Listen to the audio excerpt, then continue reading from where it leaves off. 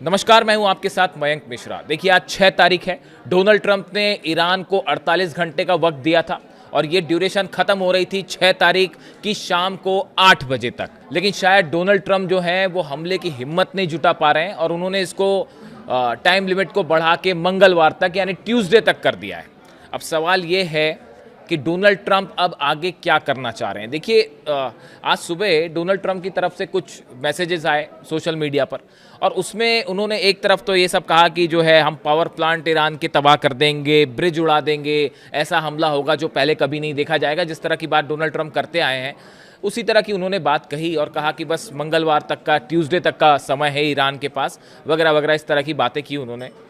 लेकिन उसके साथ उन्होंने ये भी कह दिया कि ईरान से बात हो रही है। देखिए, जैसे ही उन्होंने ये कहा कि ईरान से बात हो रही है, तभी बड़े सारे डिफेंस एक्सपर्ट इस बात को समझ गए थे कि अब शायद डोनाल्ड ट्रंप हमला करने की हिम्मत नहीं जुटा पा रहे हैं, क्योंकि वो अच्छी तरह से जानते हैं, अमेरिका इस बात को अच्छी तरह से जानता है कि अगर ईरान के पावर प्लांट्स पर हमले होते हैं, ब्रिजेस को उड़ा दिया जाता है या ऑयल फैसिलिटीज़ पर हमला होता है तो उसका नतीजा क्या होगा, उसके बाद अरब में क्या होगा, उसके बाद इजराइल में क्या होगा, उसके बाद डिमोना न्यूक्लियर सेंटर पर क्या, नेगेव जो है शिमोन पेरेस न्यूक्लियर सेंटर, उस पर क्या होगा। ये अंजाम को अमेरिका भली भांति समझता है। जिस देश के 15-16 बेस पूरी तरह तबाह हो गए हो, डिफेंस सिस्टम पूरी तरह से तबाह हो गया हो, उस पर अगर हमले होते हैं, ईरान पर अगर हमले किए जाएंगे और गैस स्टेशन और पावर प्लांट्स पर हमले होंगे तो उसका नतीजा क्या होगा, ये भी अमेरिका के डिफेंस एक्सपर्ट्स अच्छी तरह से समझते हैं। शायद यही वजह है कि जो बात है उसको आगे बढ़ा दी गई और फिलहाल ये कह दिया गया कि अब ट्यूसडे तक का, मंगलवार तक का समय है। लेकिन ईरान की तरफ से रिएक्शन आया है। देखिए, ईरान ने साफ कर दिया है, आपको जो हमले करने हैं आप वो करिए, उसके बाद हम जो करेंगे हम पूरे इलाके को नर्क बना देंगे। इस शब्द का प्रयोग किया है ईरान ने। इस बीच देखिए, दो बेहद अहम खबरें आई हैं जो कि हॉर्मूज से जुड़ी हुई हैं। देखिए, मामला एक बार फोकस फिर से हॉर्मूज पर हो गया है। डोनाल्ड ट्रंप ने पहले कहा कि हॉर्मूज खोलना हमारा काम नहीं है, इस तरह की उन्होंने बातें की। लेकिन वो जो पायलट वाला ऑपरेशन हुआ, अच्छा, उस पर भी मैं बात करूंगा, वो पायलट वाले ऑपरेशन को लेकर उस पर भी मैं बात करूंगा। लेकिन पहले हॉर्मूज पे बात करें। हॉर्मूज को लेकर डोनाल्ड ट्रंप ने कहा था कि अब ये खोलना हमारा काम नहीं है, हम जो है हमारे पास बहुत ऑयल है। लेकिन अब फिर से वो हॉर्मूज पर आ गए और कह रहे हैं कि हॉर्मूज खोलिए वरना हम हमला करेंगे। अब बताया ये जा रहा है, इसी बीच एक बेहद अहम खबरें हैं, दो बेहद अहम खबरें हैं। एक तो ये दावा किया जा रहा है कि चीन के 5 जहाज जो हैं वो ईरान पहुंचे हैं स्ट्रेट ऑफ हॉर्मूज होते हुए। 5 जहाज। देखिए, चीन की बात करें तो institute for the study of war ISW के रिपोर्ट के मुताबिक चीन ईरान की बैलिस्टिक मिसाइल ताकत को मजबूत करने में जुटा हुआ है। और टेलीग्राफ के हवाले से खबर है कि कम से कम 5 बार सोडियम पर क्लोरेट जो केमिकल होता है, इससे लदे हुए 5 जहाज जो हैं वो पहुंच चुके हैं ईरान। उसमें से जो जानकारी है वो भी बड़ी स्पेसिफिक जानकारी है। जो मरीन डेटा के मुताबिक जो जानकारी आई है कि 4 जहाज ऐसे हैं जो चाबार पोर्ट पर खड़े हुए हैं। बड़ी स्पेसिफिक जानकारी है। देखिए, ये कि 4 जहाज जो हैं वो चीन के चाबार पोर्ट पर खड़े हुए हैं और एक जहाज बंदर अब्बास पहुंच चुका है और सब के सब लदे हुए हैं उस सामान से जिससे बनाया जाता है मिसाइल का सॉलिड फ्यूल, सोडियम पर क्लोरेट। मैंने आपको पहले भी बताया था, इस तरह की खबरें पहले भी आई थी कि चीन सप्लाई कर रहा है। अब एक तरफ देखिए, ईरान लगातार मिसाइल्स दाग रहा है और जिस संख्या में मिसाइल दागी जा रही हैं उसी संख्या में तेजी से मिसाइल्स बनाने का काम भी चालू है। और जो मटेरियल है, देखिए, आप जो हमले हो रहे हैं अमेरिका और इजराइल के, वो हमले उन फैक्ट्रीज पे हो रहे हैं जहां मिसाइल्स बनती हैं, उन इंडस्ट्रियल एरियाज को टारगेट किया जा रहा है जहां पे वो सामान बनता है जिससे मिसाइल बनाने के काम आता है। अब इसकी भरपाई कैसे हो रही है? चीन की तरफ से लगातार शिप्स भेजे जा रहे हैं और 5 जहाज इस जंग के बीच में, आप सोचिए, इस जंग के बीच में चीन के 5 जहाज हॉर्मूज पहुंच जाते हैं, 4 चाबार पोर्ट पहुंच जाते हैं, एक बंदर अब्बास पहुंच जाता है और अमेरिका देखता रह गया। अमेरिका के ना जाने कितने वॉरशिप्स खड़े हैं, वो आप भी जान रहे हैं कि कितने सारे वॉरशिप्स खड़े हुए हैं, एयरक्राफ्ट कैरियर खड़े हुए हैं, सब मरीन्स हैं, क्या नहीं है। लेकिन ये चीन के जहाज वहां पहुंच गए, हिम्मत नहीं हुई हमला करने की। और बताया ये जा रहा है, जो मैंने समझने की कोशिश की, कि करीब 1000 से 2000 के बीच मिसाइल्स बनाने का सामान अभी फौरन भेजा गया है। और वो जहाज़ से वो हटा के कारखानों तक पहुंचना भी शुरू हो गया। देखिए, एक तो ईरान की जो मिसाइल सिटीज़ हैं, इसके बारे में ये एक रहस्य से कम नहीं है अमेरिका के लिए। इस तरह की खबरें आती हैं कि हमने ये बेस उड़ा दिया, वो बेस उड़ा दिया, हमने लॉन्चर्स तबाह कर दिए, उसके बावजूद रोज़ 200 से 250 मिसाइल्स दागी जा रही हैं। किसी तरह से नंबर्स में कमी नहीं आ रही है। अब तो अमेरिका जो है, बड़े सारे एक्सपर्ट्स कहते हैं कि अमेरिका बस इसी इंतजार में बैठा हुआ है कि भाई इनकी मिसाइल्स ख़त्म कब हो। मैं आपको एग्जैक्ट नंबर बताऊंगा कि क्या एक्सपर्ट्स मान के चलते हैं कि कितनी मिसाइल्स हैं ईरान के पास और कितने वक्त तक जंग लड़ सकता है। अभी जो फिलहाल खबर है कि करीब 1 से 2,000 मिसाइल्स बनाने का सामान जो है वो सोडियम परक्लोरेट भेज दिया गया है, और जिससे तेजी से मिसाइल्स बन रही हैं। ड्रोन तो बन रहे हैं, वो अलग बन रहे हैं। वो 200 से 250 ड्रोन रोज बनते हैं। अंडरग्राउंड बड़ी सारी फैसिलिटीज़ है ईरान की, और वो लगातार बनते हैं और सप्लाई भी हो रहे हैं। तो एक तरफ हमले भी हो रहे हैं, दूसरी तरफ सप्लाई का काम भी चल रहा है। वो मिसाइल सिटीज़ की तस्वीरें देखी होंगी आपने। तो देखिए, एक बड़ी मदद हो रही है सीधा इस जंग के बीच में चीन की तरफ से। खबरें तो इस तरह की भी हैं कि कई जो मिसाइल्स ऐसी हैं जो फायर की गई, जो बिल्कुल चीन की टेक्नोलॉजी पर आधारित हैं। इस तरह की भी खबरें हैं। अब इसके अलावा देखिए, ये जो जहाज़ जो आए, ये जहाज़ जो है ईरान शिपिंग लाइंस IRISL से जुड़े हुए ये जहाज़ हैं, जो कि संभवतः या तो समुद्र में चीज़ें ट्रांसफ़र की गई कि ईरान का जहाज़ कहीं समुद्र में आता है, या फिर चीन के जहाज़ हैं, चीन का फ्लैग लगा हुआ है, इसलिए उसको अमेरिका ने उसको निशाना नहीं बनाया। एक तो डोनाल्ड ट्रंप चीन जाने वाले हैं, इस तरह की प्लानिंग कर रहे हैं। शायद वो ये सोचते हैं कि चीन जाके ही ईरान को किसी तरह से काबू में किया जाए, और इस तरह की भी कोशिश हो सकती है। तो ईरान के चीन के जहाज़ पर तो हमला करने की कोई संभावना ही नहीं है, ये हम हिम्मत कतई नहीं करेंगे डोनाल्ड ट्रंप। तो एक बात ये हो गई। इसके अलावा एक और बेहद अहम खबर आई है, जो कि खबर है नॉर्थ कोरिया से जुड़ी हुई, किम जोंग उन से जुड़ी हुई। बार बार ये पूछा जा रहा था कि भाई किम जोंग उन की एंट्री कब होगी, क्या किम जोंग उन जो है किसी तरह की मदद कर रहे हैं, इस तरह की बात आई है। अब देखिए, एक खबर सामने आई है, जेरूसलम पोस्ट ने ये खबर छापी है, और खबर किसके हवाले से है? ब्रूस बेक्टल हैं, ये प्रोफेसर हैं, professor of political science in the department of security studies at Angelo State University in Texas. Texas में ये प्रोफेसर हैं। इनका कहना ऐसा है, इन्होंने ये दावा किया है कि North Korean intermediate range ballistic missile यानी IRBM with a range of 2500 to 4000 kilometres range जो है, ये प्रोवाइड की गई है ईरान को। देखिए, ये बेहद बड़ा दावा इन्होंने किया है। North Korea is the seller and Iran is the buyer. ये ब्रूस बेक्टल जो है, इनकी तरफ से ये बात कही गई है। अब इनका कहना ऐसा है, जो इन्होंने दावे किए और जो खबरें हैं आगे, कि डिएगो गार्सिया पर जो 2 मिसाइल्स फायर की गई थी ईरान की तरफ से, दोनों IRBM थी, intermediate range ballistic missiles fire की गई थी।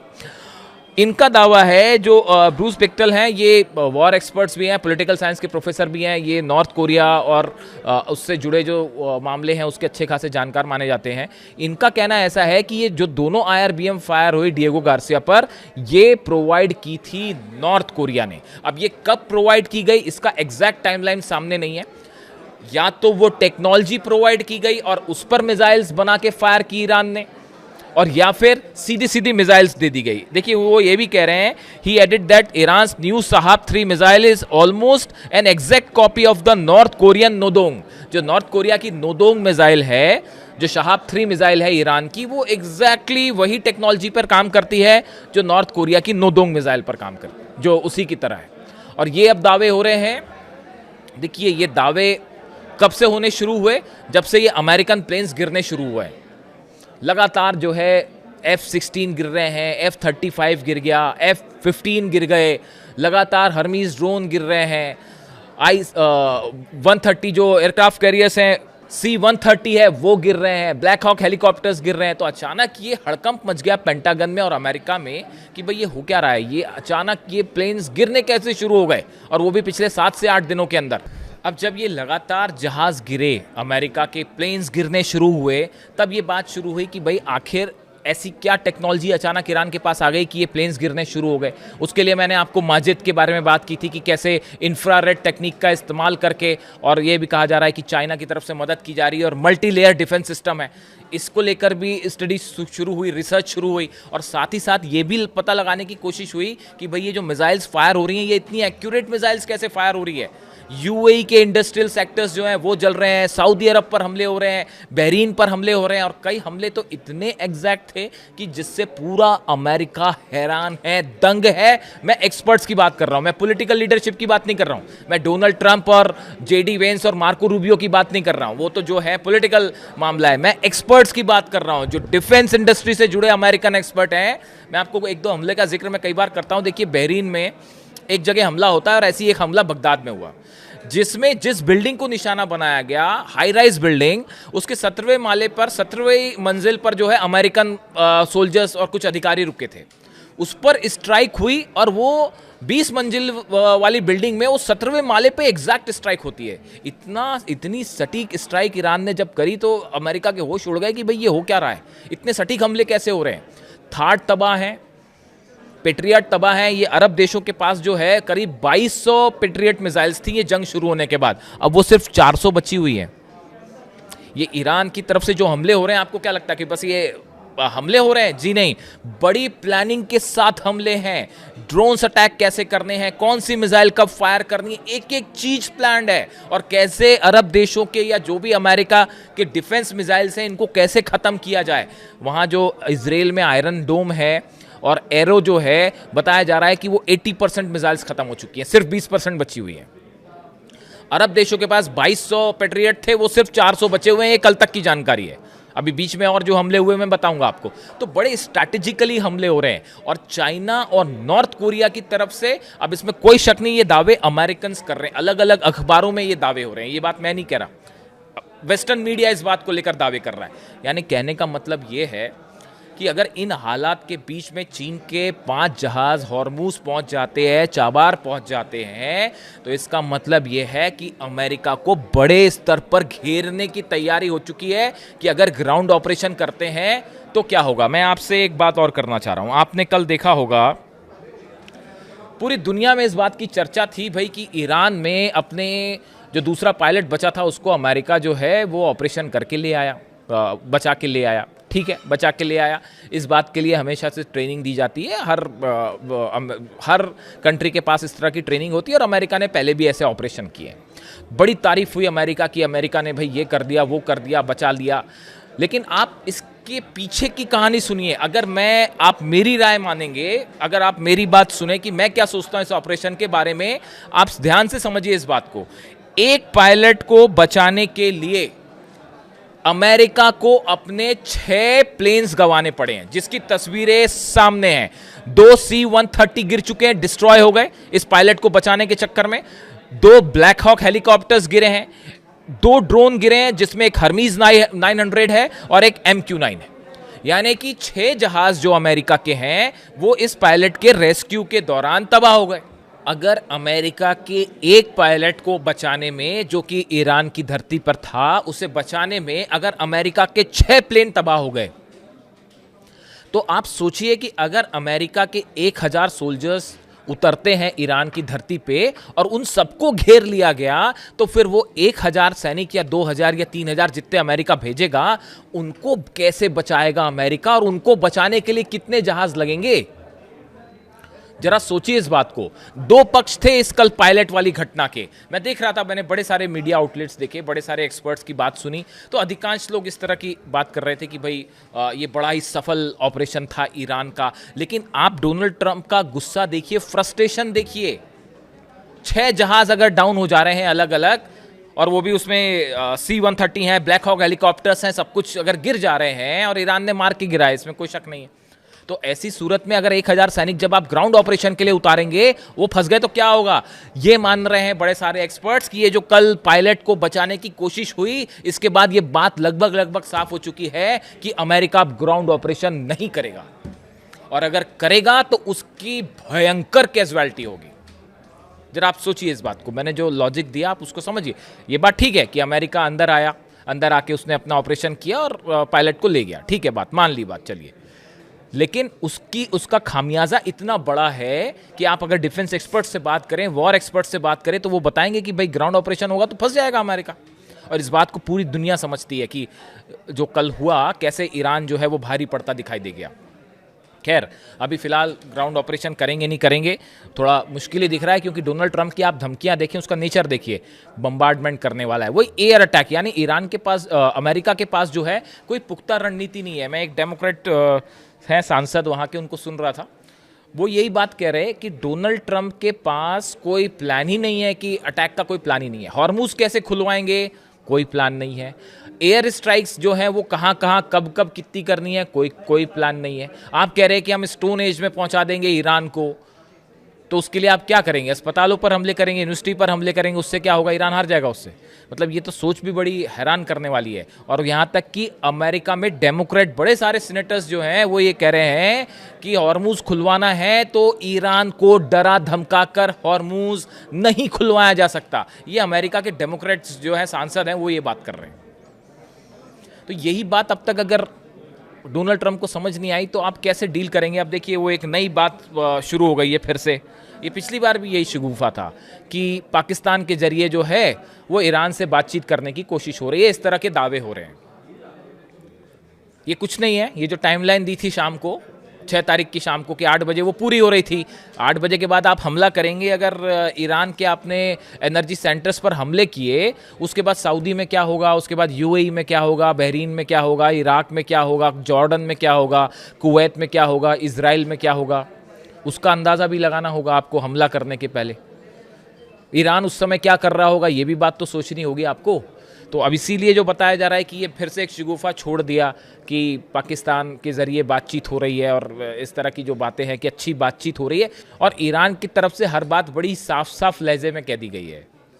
टेम्परेरी सीज फायर, कोई इस तरह की कोई बात ही नहीं है। ये मतलब एक ख्याली पुलाव है जो बस कभी भी जो है आपको ऐसा लगा कि भाई अब तो फंस गए, अब कैसे हमला करें, टाइमलाइन दे दिया हमने हमला करने का, तो हमला करें नहीं करें फंस जाएंगे, तो बोले जी बातचीत हो रही है। तो इसके अलावा और कोई उसकी सच्चाई नहीं है।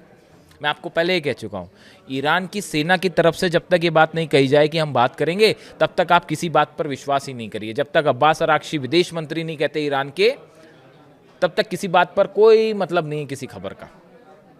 और फिलहाल हालात ये है कि चाइना की भी धमाकेदार एंट्री है, नॉर्थ कोरिया की भी धमाकेदार एंट्री है, और रूस क्या चाहता है वो भी अपने आप में एक बड़ा ज़बरदस्त दावे हो रहे हैं। जिस तरह से बुशर पर हमले हुए, उसको लेके मैं अलग से बात करूंगा। वो जो न्यूक्लियर प्लान जो है वो बताया जा रहा है कि रूस के विदेश मंत्री ने बात की है ईरान से। उसके पहले रूस ने बात की इजराइल से, नेतन्याहू से भी बात हुई है, और बताया जाता है कि चीन और रूस के विदेश मंत्रियों के भी आपस में बात हुई है। यानी सब आपस में बात कर रहे हैं और एक बड़ा प्लान तैयार है हर चीज़ को लेकर कि अगर डोनाल्ड ट्रंप बड़े हमले करते हैं तो क्या करना है। यानी अगर किसी भी तरह का बड़ा अटैक होता है तो घिर जाएंगे डोनाल्ड ट्रंप। जो भी अपडेट होगा इससे जुड़ा मैं आप तक पहुंचाऊंगा, और अगले वीडियो में कोशिश होगी कि हम इंतज़ार करेंगे डोनाल्ड ट्रंप क्या करते हैं, उससे जुड़ा जो भी अपडेट होगा आप तक पहुंचाऊंगा। Thank you so much.